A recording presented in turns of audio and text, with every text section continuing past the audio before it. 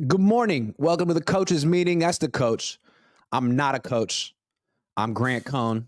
Call myself quality control, but sometimes I don't even know what that means. Coach, you looking good. How you doing, man?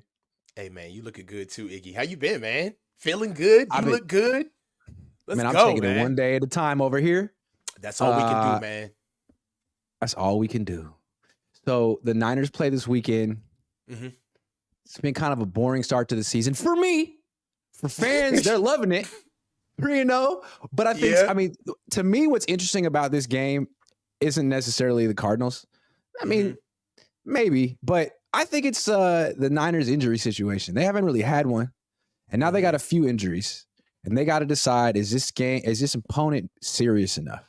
Is this game serious? They're 3-0. It's a divisional game. It's the Cardinals.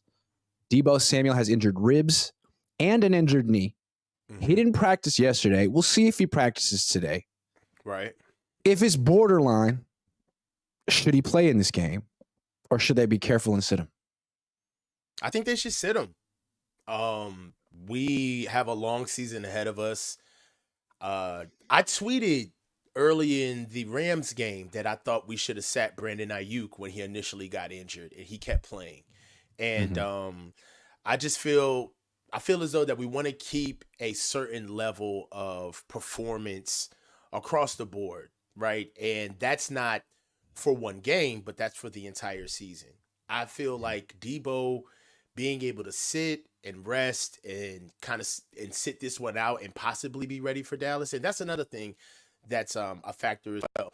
We don't know how hurt he is. We don't know exactly what he's dealing with. So this really could be something that if you gave him this week, he could be ready. If it was something where if he could be much healthier in going into Dallas, I would sit him, right? But if this was something that was nagging, then you play him. But if this is something that really, playing him could potentially get him more injured, I would sit him.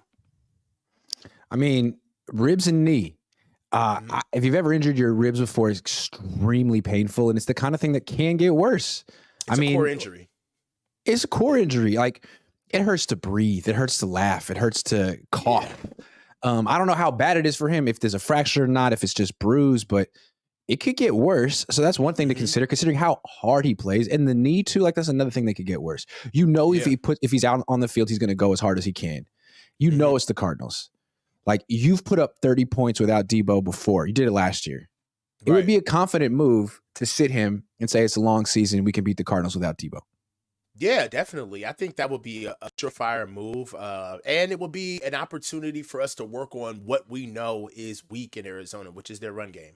So their run defense. So it'd be a good time to kind of stretch out what we have. And I've been saying this. I want to see more of our backfield. I want to see JP Mason more. I want to see Elijah Mitchell more. So this will be a game where I look for us to slow the ball down, grind these guys out, and be able to sit Deebo. And then honestly, it kind of could be two ships passing in the night in a sense, because we don't even know if BA's ready. So we really could be supplanting Deebo's absence with Brandon Ayuk's presence.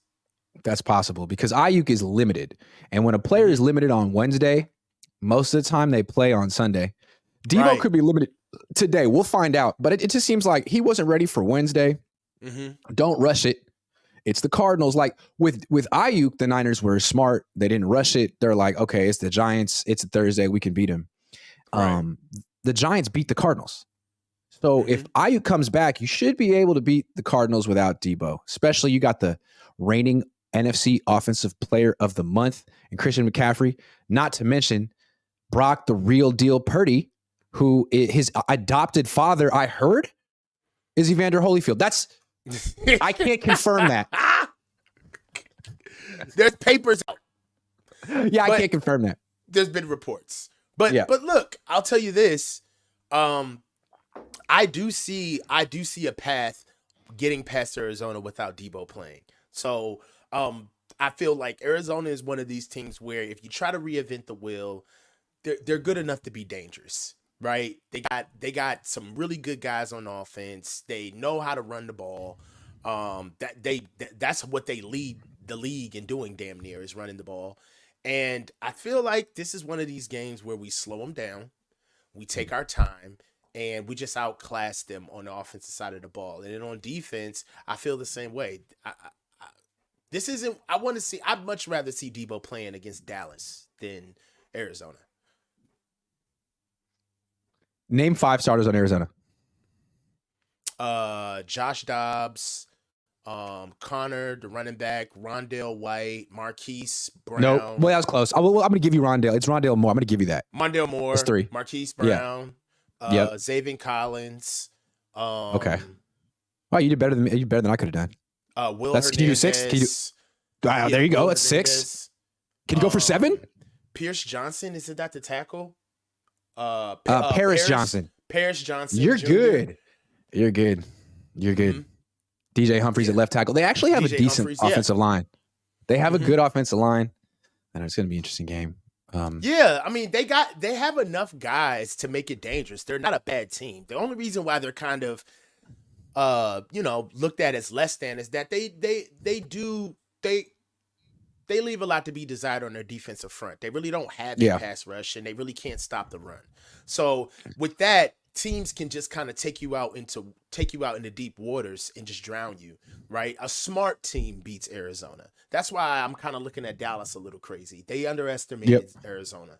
So a smart game plan and patience, I feel like beat Arizona. And then again, we get another game to strengthen our identity. We get another mobile quarterback, somebody that can really stress this wide 9 defensive front that we have for us to stay in our lanes and keep us disciplined. So I'm really looking forward for a good litmus test game again, and for definitely a win. Let me name you the front 7 of the Cardinals. Okay. Jonathan Ledbetter, Kevin Strong, Leaky Fotu, Victor Demukaji, Kazir White, Josh Woods, and Zaven Collins. Right. Niners better win this game. They need to win this game, but you don't need Deebo to be Hercules to beat freaking. Sorry. At the same time, man, they're really running the show because they're undefeated. So at this stage of the game, you got to just let them do what they do. They're in their flow state right now. They're undefeated. They're feeling good. Offense is running at a high clip. Defense is stopping people. Yeah, there's some hinky moments in games where we do get some weaknesses highlighted, but some of my main concerns when we first started the season was us being able to stop the run and run the ball. And I've been thoroughly impressed. Yeah. All right, let's look at when is the NFL trade deadline. Right. When is it? I don't know. What time is the NFL trade deadline? October 31. Okay, so we got a month. Got a month for the Niners to assess their roster and figure. They have $41 million in cap space. Mm-hmm. They need to make a move. If they're a player away, we've seen they've made moves before. Christian McCaffrey, Emmanuel Sanders, big swings for an offense that takes a little time to learn. Mm-hmm.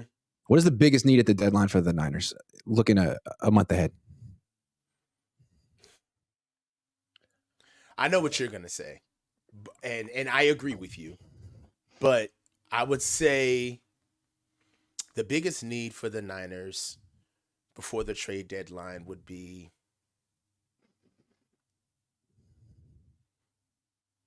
I'd love to get another pass rusher.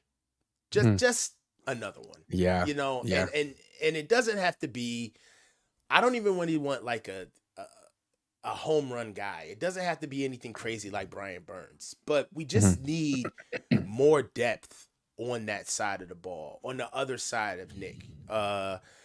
Nick is drawing the most double teams in the league by far, and it's not even close. And we need to be able to take advantage of that mismatch. And that's the thing, like, you don't need a Brian Burns to tip the scales for Nick Bosa getting double teamed. You see what I'm trying to say? Like, you can get a serviceable guy that could really take advantage of that mismatch. Like, so my biggest thing is that the only reason why I was apprehensive to say pass rusher is because I didn't want to come off sounding like I want the pass rusher. Right. Like, I don't want I want us to be able to ingest a guy and still be able to have our shirt on at the end of the deal. Like, I don't want some guy that we have to pay crazy money to, where truthfully, inside of the guise of our issues, most teams, when they bring on, they trade in the middle of a deadline. They're trading for like what we essentially did last year. Christian McCaffrey, like somebody big, somebody that's going to tip the scales, right? But for us, we have so many financial implications moving forward for next year that really, I feel like as fans, we're kind of looking at the cap space that we have now and seeing what we can do with it now. Like, the money is almost burning a hole in our pocket. But really, I look at that money as a stopgap for us to be able to handle business next year. So I don't want us to be able to ingest another guy before, this is my opinion. I wouldn't want us to ingest another guy before trade deadline who's so big and over his skis. And then we just compile on what's kind of like a running narrative for us of, we've gone from youthful and having depth to being a tad bit top heavy, and just bringing in another guy who kind of falls along that narrative would be problematic. But adding another depth piece in context to what our specific issues are is that we just need pass rush good enough to make Nick Bosa right? We need pass rush good enough for people to say, all right, well, if we do double Nick Bosa, we're in trouble, right? So we got to pick our poison. Not necessarily getting like a whole cloth, foundational piece. That's right. Kind of where I am. See, to me, the biggest need is right tackle, but it's so hard to get a right tackle. There are not many good ones. They usually aren't available in the middle of a season. If the Niners could get a big upgrade at right tackle, that to me is the move, but I'm not sure that there is that guy out there. I mean, if Mike McGlinchey's making $17 million a year, it might be tough for the Niners to find someone. So let's go back to defensive end. Like, we've talked about this for a while. It's a very important position, but it's kind of like the running back of the defense. Running back's an important position too, but you can find these guys. There's a lot of them, and they can play into their 30s. So I'm looking at Drake Jackson. He had 3 sacks week 1. He hasn't done anything since then. I'm not sure what Drake Jackson is. He might be the dude he was week 1, or he might be the dude he was the last 2 weeks. And they have to look at that. They don't really know. So if Drake Jackson falls off, or they want to add something to that rotation, like there's Danielle Hunter, there's going to be guys who are available. They could make that move. Things always shake up. And I'm glad that you brought that point up, Iggy, before. It's like, pass rusher is kind of becoming an oversaturated position, right? Because I feel as though that the league coveted the position so much that now we're kind of like backordered on them. Like, we're overstocked at the position where now, if you are a 101 defensive end or a pass rusher like a Nick Bosa, yeah, you're there by cachet and name, and you definitely produce, but there are definitely guys who get it done on like a menial level, where I feel as though that every team you see is going to have some level of, this is our best pass rushing except guy. the Cardinals. Except the Cardinals. But they any team that's not like rebuilding with the first year coach. Remember when Kyle was here and his number 1 pass rusher was Cassius Marsh? Remember that? Remember the Cassius Marsh days? Cassius Marsh days. Dude, so bad. So bad. We thought Solomon Thomas was going to be it. He's supposed to be Aaron Donald 2.0. Bro. Don't even get me started. Anyway, sorry. Is he still in the league? He's at the Jets, right? I think he's with the Jets. I think Robert Saleh brought him over there because Robert Saleh's a good guy. Yeah, a good guy. Yeah. But really, I feel as though that we can get those guys back. Just basically back to our main point.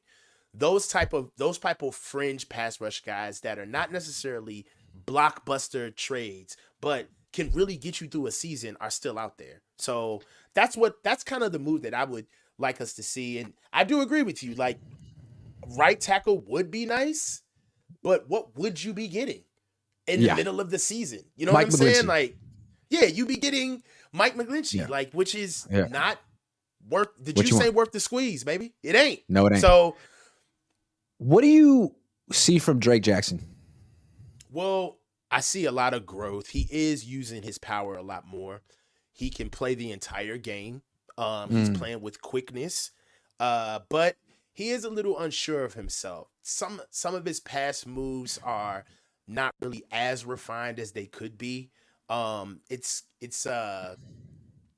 It's kind of like with D lineman, it's like 3 phases. It's the start, the move, and the finish, right?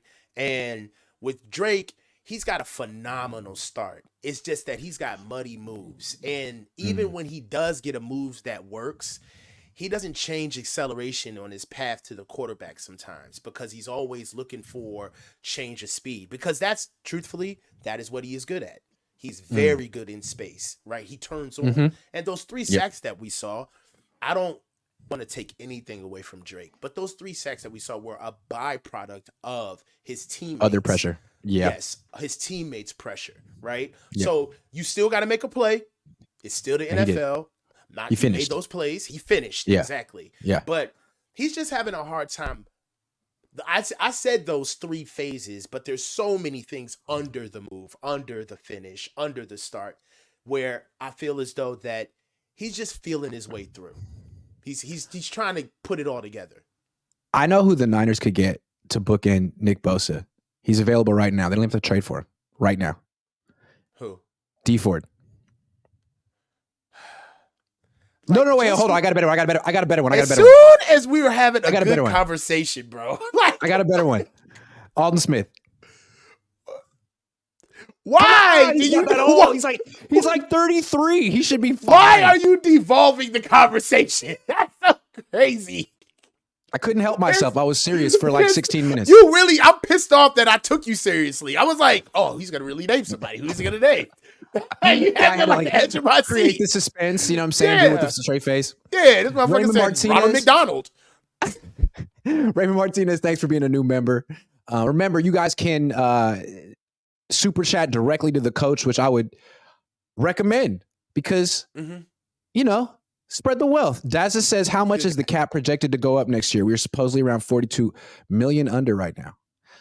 What is it, like 10% a year? Does it go up like 20 million? 10 to 12% a year. Yeah. So I mean, and we're in a really good position, but you know, I will say this. I'm kind of talking out of both sides of my mouth right now because I do feel like the cap is the cap. We've never not had a guy play because we can't afford him. We've had guys leave because they want certain money, but as far as being able to pay for the people in the building, no team has never been able to not roll out a game because they don't have all the bills paid. So I'm not necessarily too worried about the cap, but I do worry about our sustained greatness. Like, even okay, inside of the family, we talk about the Super Bowl, we talk about the 10th of the second and all that other shit. But outside of the NFL, we're still the shit. And I still want to be the shit. You know what I'm saying? So we can't like lose our luster and take a dip in production because we're so preoccupied with bringing in all of these high-priced guys. Because, as you know, the mark of our team is 60-minute football. The true mark of our team is complementary football. And you really can't do that with 100% starters the whole way through. It's your depth. It's the guys that you're developing. It's the 3rd and 4th and 5th round picks. Those are the guys when they talk about the complementary football of the Niners, and they talk about how good we are, how we break teams down. They don't talk about that stuff when Deebo has the ball in his hands.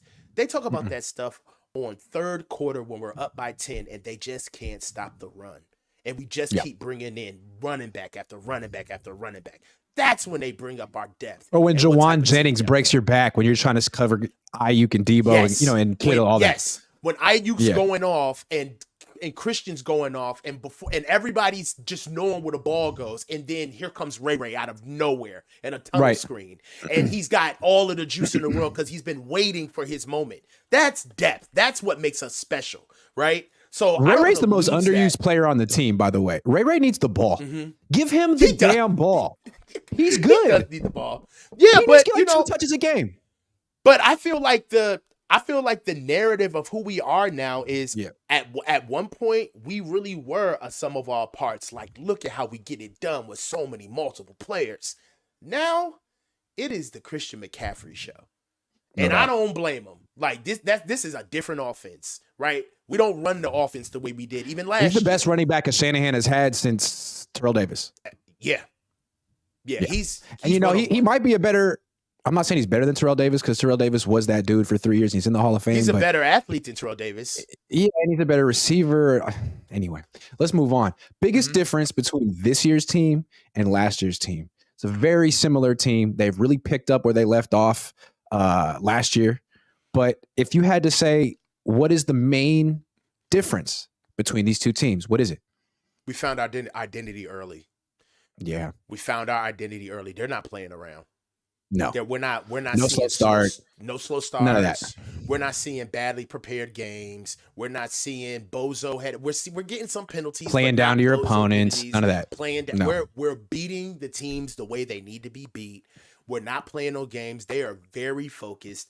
This is a stark difference, not only from last year, but in previous years before. I am very impressed with how they have started, because that's really why starting fast matters. You're trying to find your identity. You're trying to find out how we win and what we do. And we're beating teams right now who, number one, aren't better than us, but two, they haven't found their identity. They're still trying to figure out the Rams. What are they doing? They're just breaking out, running the ball 40 times. That's not what they do. True. That's not what they're trying to do. We go and see Pittsburgh. What's the first thing that they're doing? They're trying to really ingratiate their offense with all of these guys, with Kenny Pickett and George Pickens. And this is the year where everybody's hyping. This is supposed to be their first real shot at it. We're not in that. That's not what we're doing. It's a carryover from last year. It's a carryover. We have picked up right where we left off, and we are moving in the right direction, and we're doing it. There ain't that many teams that can say that. It's like the Niners, Miami, not even Philly the Eagles to a degree. The Eagles can't even the Eagles. That. I mean, they're undefeated too, but like if you've been watching them, looks like they're sort of getting their feet underneath them. Yeah. So you got to give it up. The start. I got another one. I'm gonna do like a position. I feel like the interior of the defensive line. Like last year, Kinlaw was hurt. Armstead was hurt. They had guys like Hassan Ridgeway starting games. Right. Kevin Givens was starting games. Like they had no one in the interior. Now they got Javon Hargrave, who not a lot of D tackles better than him. I'm quite impressed. I mean, we were on him a little bit earlier in the offseason about his fitness, but just in terms of one-on-one pass rushing, man, he's good. He's worth And then you got Armstead healthy. Armstead's healthy. Kinlaw's healthy and playing like Armstead. I mean, two guys who get big-time pressure, even if if they don't get the sacks. So that's three real quality defensive tackles, not to mention Kevin Givens, who's a nice backup. Like, that went from a weakness to a huge strength. It's a big difference from last year. I agree. It is a big difference from last year, and I want to see this carry over into the O-lines that matter, like Dallas. I want to see us do this against Philly. teams that we potentially see. Philly, right? Philly. Miami, right? Yep. I want to see this. So there is more to be assessed with how we're doing, but you gotta be honest with what you see. For the trenches are concerned, even with our offensive line, man, like the right side had the best game that they've had all season against New York. That game was a stark difference from not only the Rams game, but from the Pittsburgh game. Completely 180. And I'm telling you, man, they had some struggling plays where they had some missed assignments and just some processing error plays where you could tell that Spencer and Colton, they just need more reps to figure it out, right? There's no way to really coach it up. They got to just go out and do it. But I'm telling you, man, from what I saw from our offensive line and our trenches against the Giants, we're trending in the right direction. We look really good.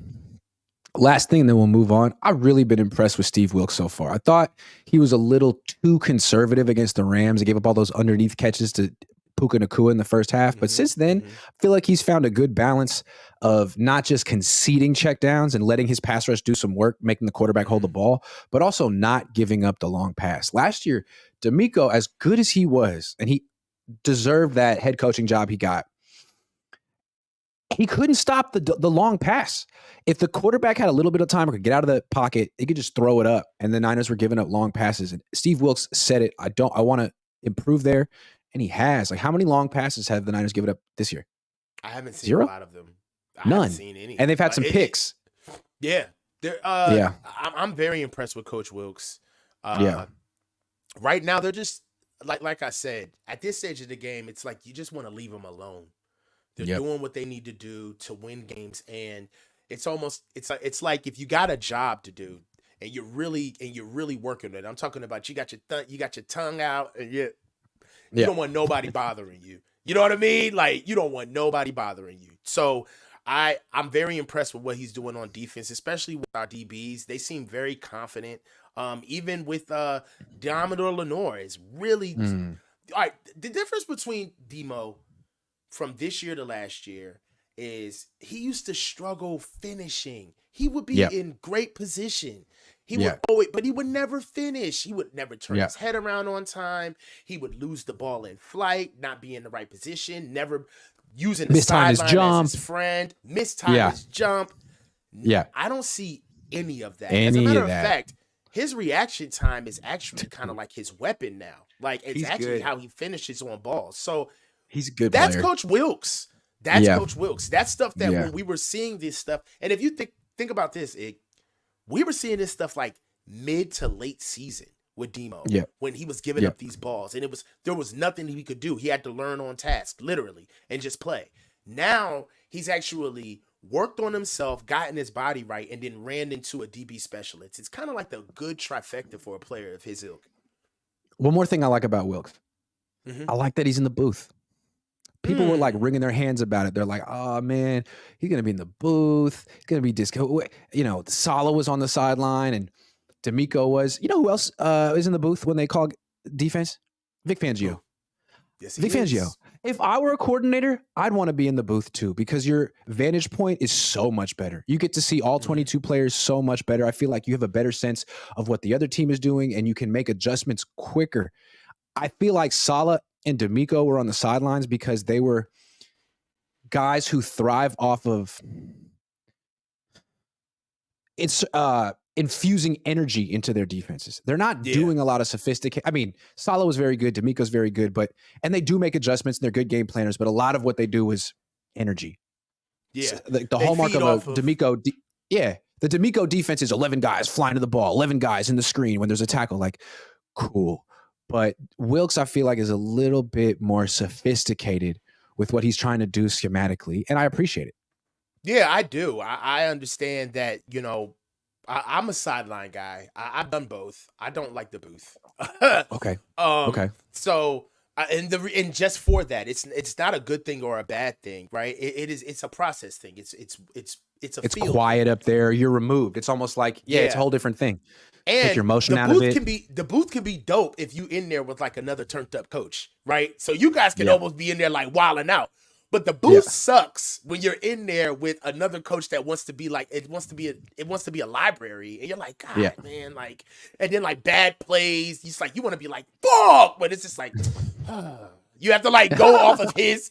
You have to go off of his cue. So So that's the thing. Like, if you're in the booth with a coach that is like you, then it's awesome. But I've been in the booth, and most of the times I've been in the booth, if not all, I've been a subordinate. So it wasn't like I was running the show. So you have to go off of whatever the head guy's temperament is. So it's not like Wilkes is in the booth and he's like quietly going through his game plan, and like Daryl Tapp is in the background like, let's fucking go. It's not happening that way. You know what I'm saying? So I will say that him being in the booth is just his modus operandi. It's like it's how he likes to go about his work.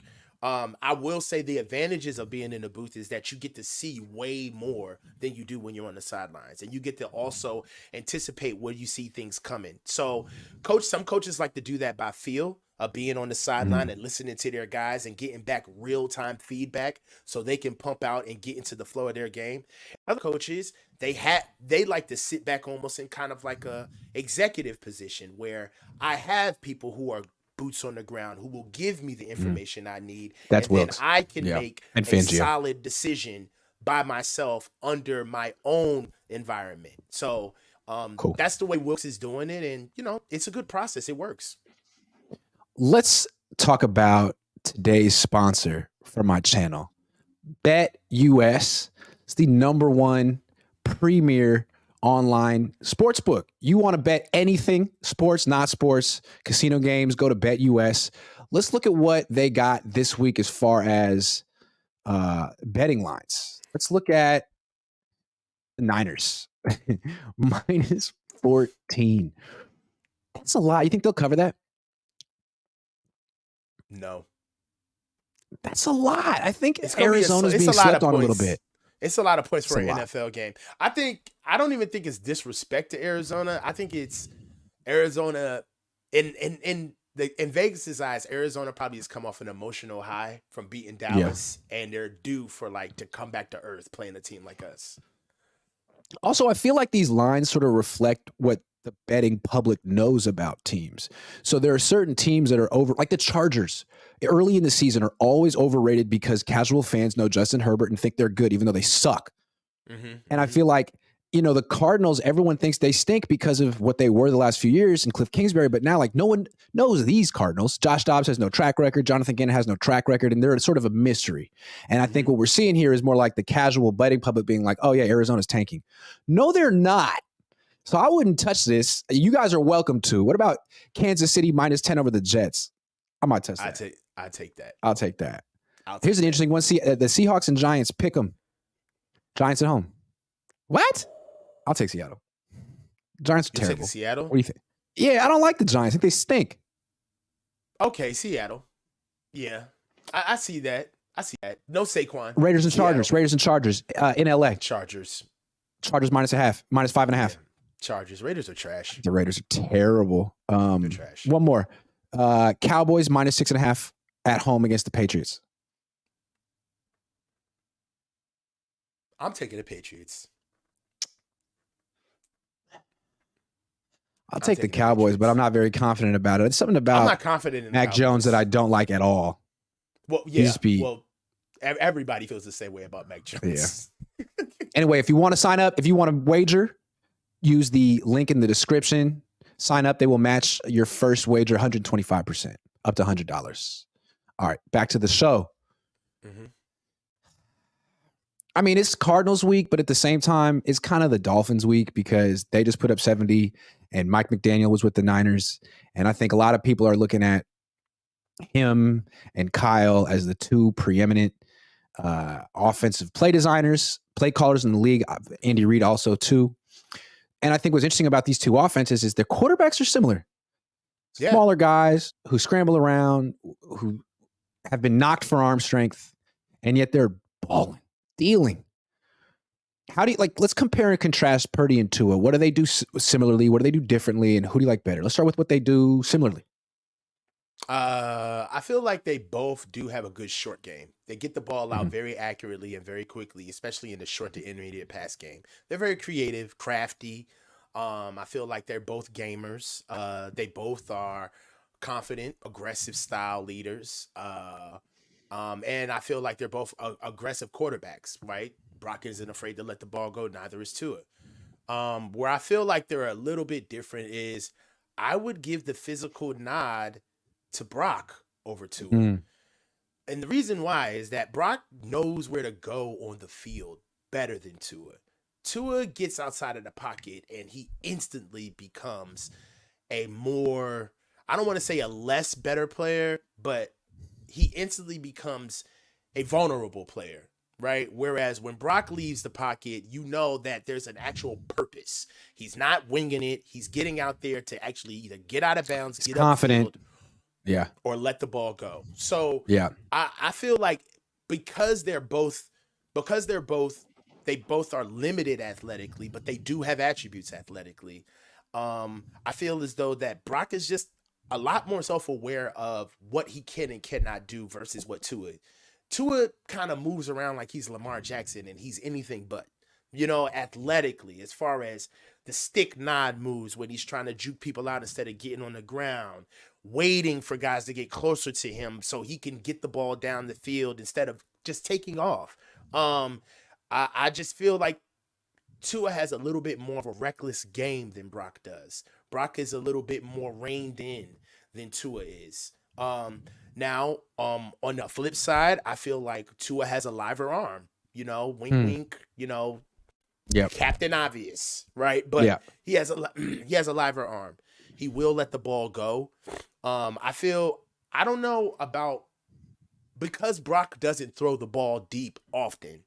Tua does have better deep ball accuracy than Brock. That's a big okay? one. That's a big Yeah, one. he does. He has better deep ball accuracy than Brock. Now, I feel like they're both equally as efficient, but I do feel as though that Brock has a better processor than Tua is, and that really just piggybacks my first point with their athleticism and Brock just knowing where to go with the ball, right? He marries those things together and makes a complete package. Whereas Tua, when he gets out of the pocket or he gets off script, you're kind of like, well, where's all that processing going that you have when you're in the pocket? Why can't you seemingly know where to go with the ball when you understand that you're under the clock?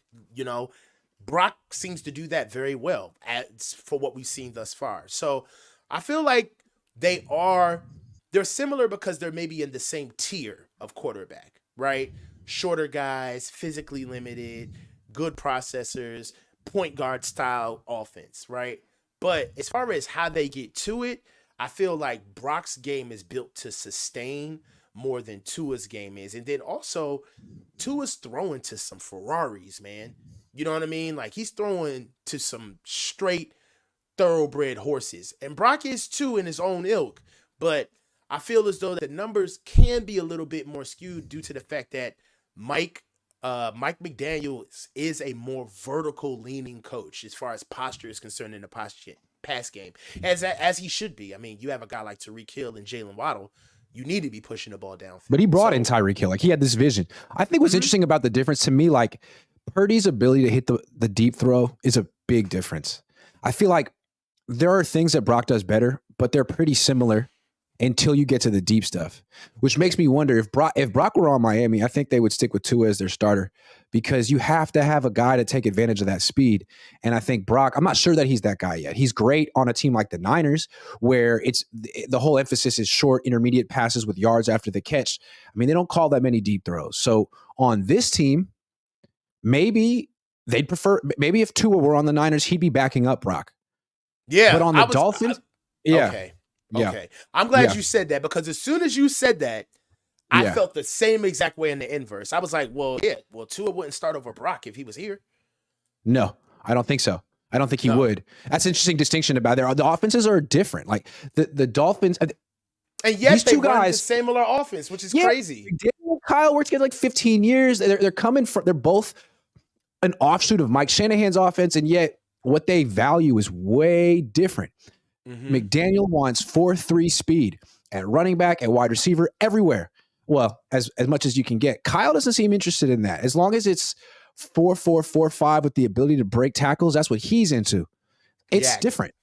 Yeah. Well, and then also the way I look at it is kind of like Kyle is one extreme, Mike is the other extreme, and Sean is the balance. Those two are so much better than Sean, and Sean's the one with the ring. And you know why Sean has the ring? Because Kyle blew it. That's the only reason Sean has a ring. Kyle should have it. Yeah. But he just gave it to Sean. He's like, I don't want it. You have it. I'll get one. I'll get another one. You're my boy. I take this. Look, man. I don't even want it anymore. You know the reason why you like Sean is because, in a way, he's so nice that he knows it. Like, he's so nice and gracious, because it's almost kind of like, hey, guys, I kind of lucked up on this, but, I'll be nice about it. Like, I'm not going to pump my chest out. But, yeah, I mean, Sean, he's brilliant. I don't ever want to take, he's still, like, Sean's like 37 years old. Like, he's still young. You know what I mean? Yeah. Like, so, he's got a lot of he's got a lot of gas in the tank, man. So, it is interesting, but Kyle should have his by now. But this is what we play hold on for, Grant.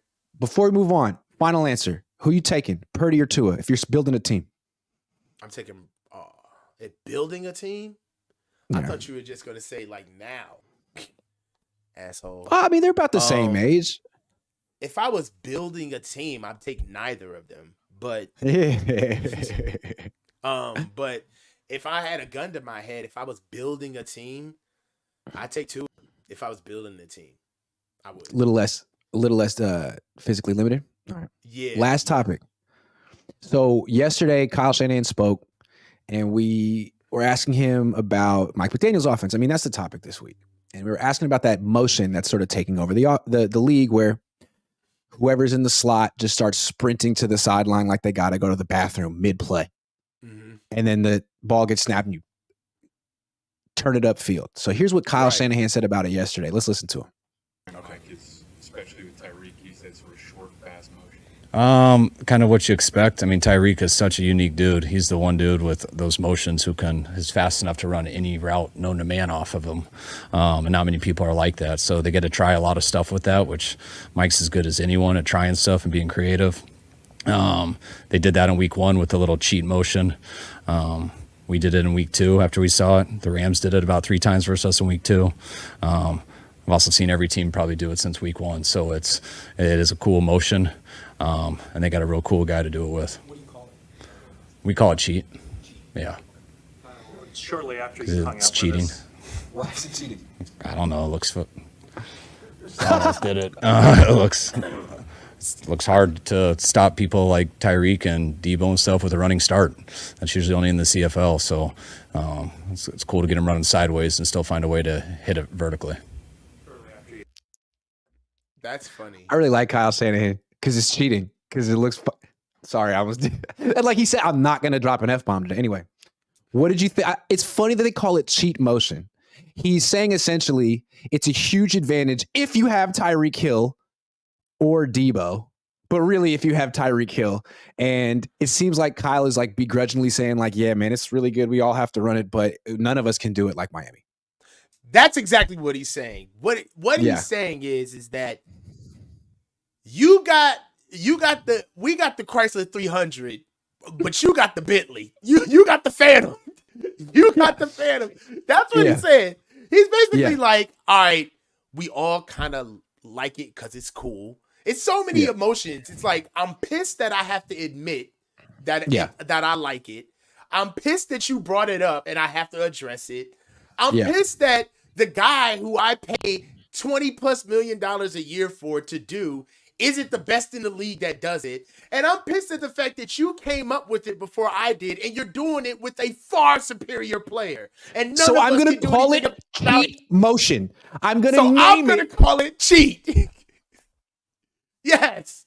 And that's honestly speaking, if you could get Kyle Shanahan to call something cheating, you've done your job.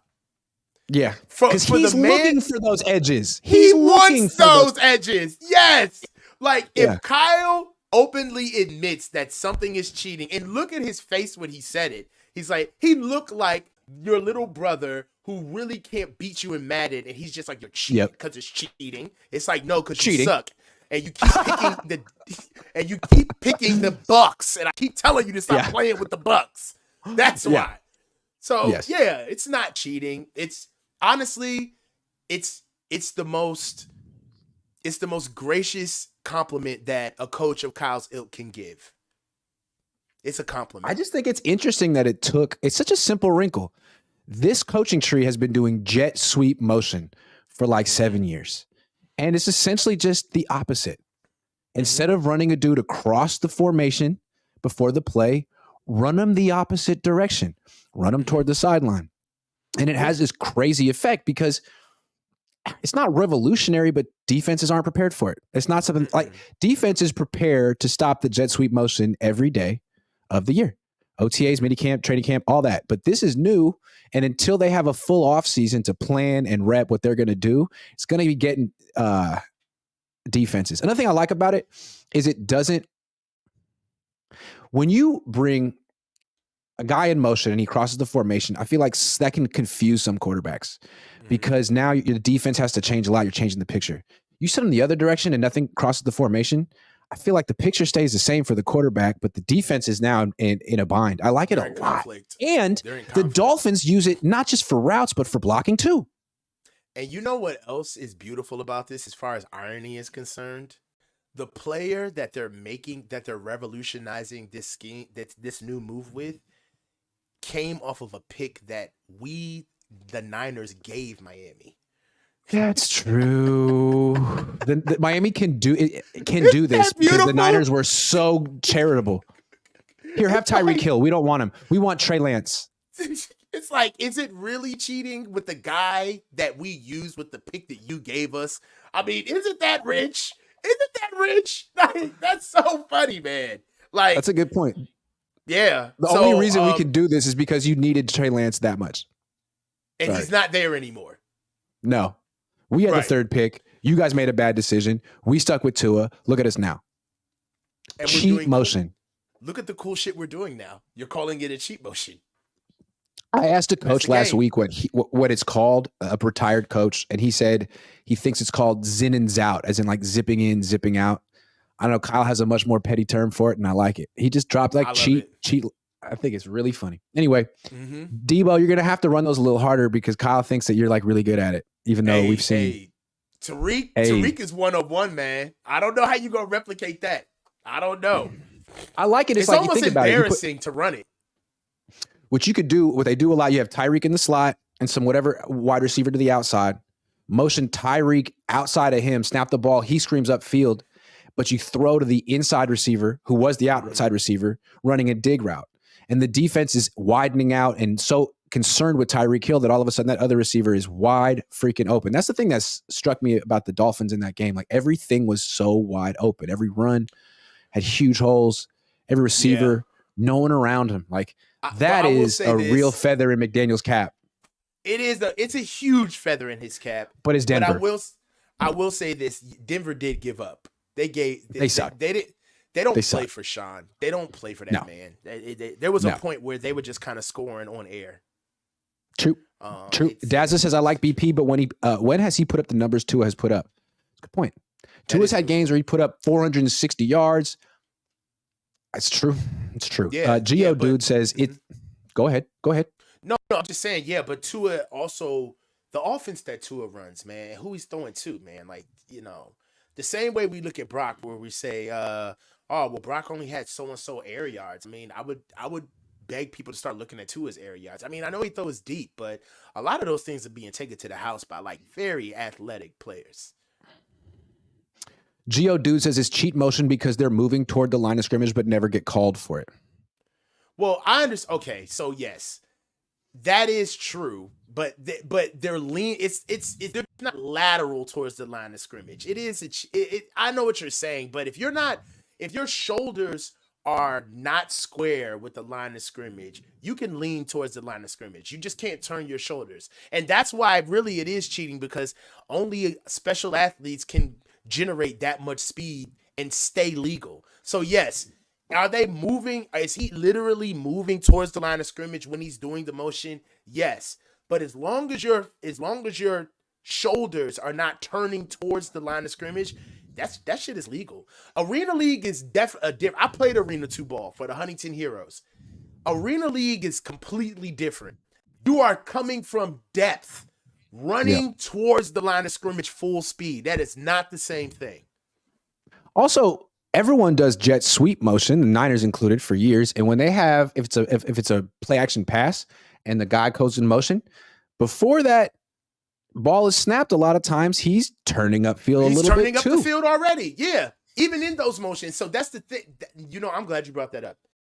So, and Mike is kind of so smart for this because it's like if you strap this down on this motion, then that means that who motions more than any team in the league? Us. So if you want to start calling certain motions cheating, be careful because we could get some guidance down the road and some compliance that could really hurt our entire offense just because we want to hark on one little specific motion. You see what I'm saying? Like, so don't. Yeah. Honestly, the whole cheat code that the Shanahan tree rests on is shift motion offense. JTO talks about it. A lot of offenses are very static. The Niners and the Dolphins have a shift and a motion damn near every play. Yeah, it's what they feel that. Yeah, they feel that those things give them indicators and also cause defenses to miscommunicate, and that you're better off running offense that way.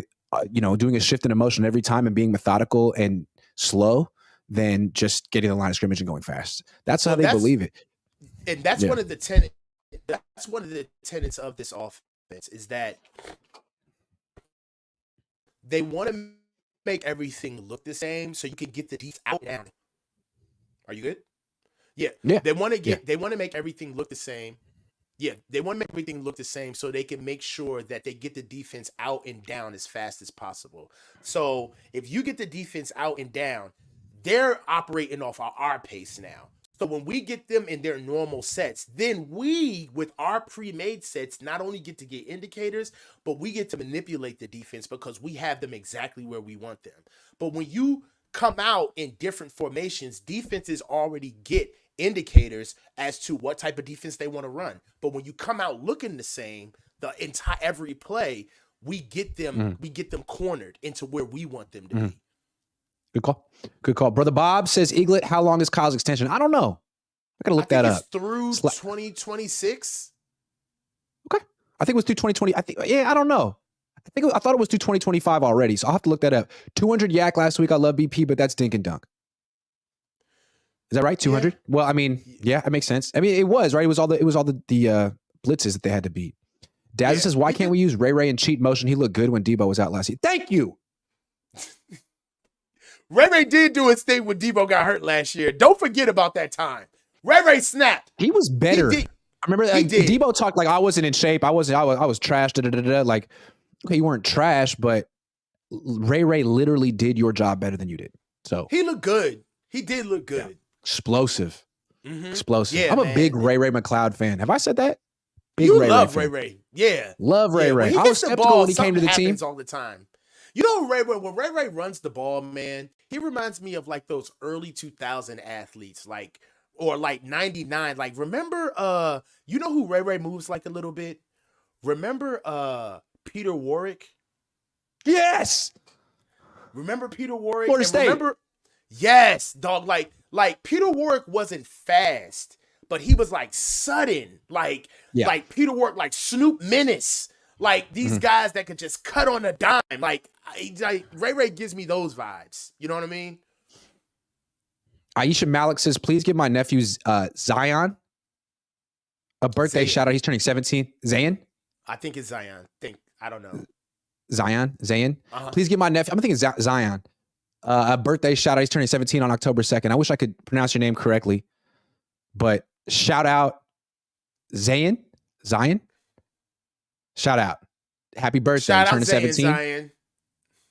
Turning 17. 17's a good year. 17's a great year. 17's the year. It is. Because you're not 18. Nope. You're right above. You're just thinking you're a man. Hey, man. Yep. Don't hurt. This is your year, baby. Do your thing, baby. That's it. That's all. That's the coach's meaning. That's the coach. I'm Grant Cohn. Remember, look in the description. There's a link to his YouTube channel. It's fantastic. Click on it. Subscribe to him. He's the truth. He's just getting started. Hey, man. Thank you guys for having me. As always, Iggy, you are my guy. You know what I'm saying? My guy. And it's going to be a great show, man. Thanks for having me, bro. Heading down to Santa Clara. We'll see what the heroes have to say. See you guys.